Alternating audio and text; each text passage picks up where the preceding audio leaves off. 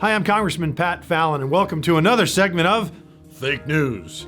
So another thing, this is silly season, it's campaign season. There's a lot of things that unfortunately opponents, candidates make, particularly when they're long shot candidates, they'll start saying all kinds of crazy things. It's closer. The closer we get to March 1st, the election date, the nuttier the claims will be.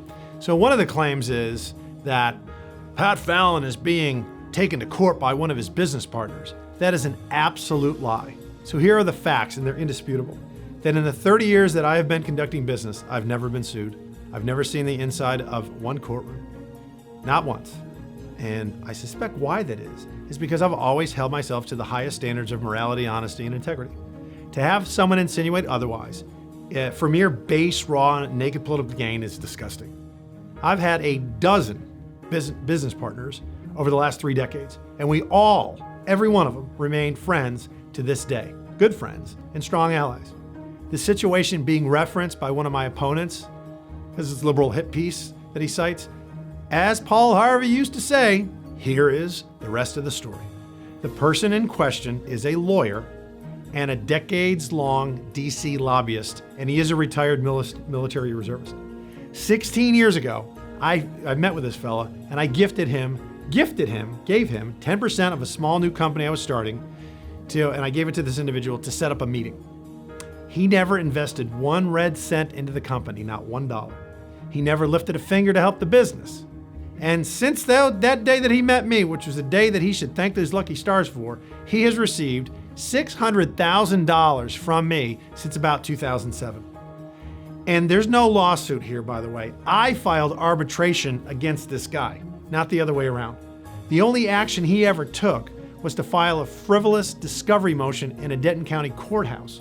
And then immediately and magically, this filing got leaked to the Washington, D.C. media, and then was magically used as source material to write a liberal hit piece about me by one of his buddies.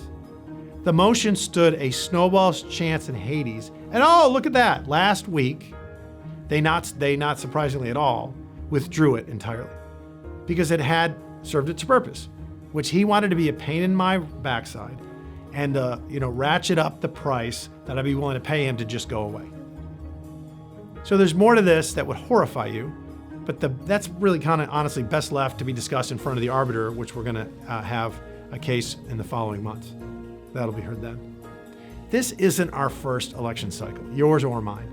We see this sort of garbage. I mean, I think, wasn't Ted Cruz accused of being like a Chinese communist or something in 2012? That's another hit piece, I guess, too, that's coming for me. I'm in the I'm in the pay of China. I better go back to my masters in Beijing. But it's all par for the course. It's over the top. And unfortunately, it's probably not going to stop here. The lies and the half-truths and the tall tales will continue until March 1st, where poof, they'll immediately cease and they'll turn to dust. We're going to run our race and not even try to keep up with the distraction from unproven candidates. I mean, I'm going to ignore their gutter tactics. There's only one proven conservative warrior in this race. That's why President Trump, Senator Ted Cruz, Congressman Jim Jordan, and really, honestly, listen, the entire Collin County legislative delegation, the entire Denton County GOP legislative delegation, the county commissioners' courts in Denton and Collin County, scores of other elected officials, and thousands of people in our district are endorsing our campaign for re-election for a reason. And I hope you can join our battle to crush the socialist agenda. And I'm humbly asking for your support and your vote. Early voting is going on now through February 25th, and Election Day is March 1st. Thank you so much. God bless you, and God bless Texas.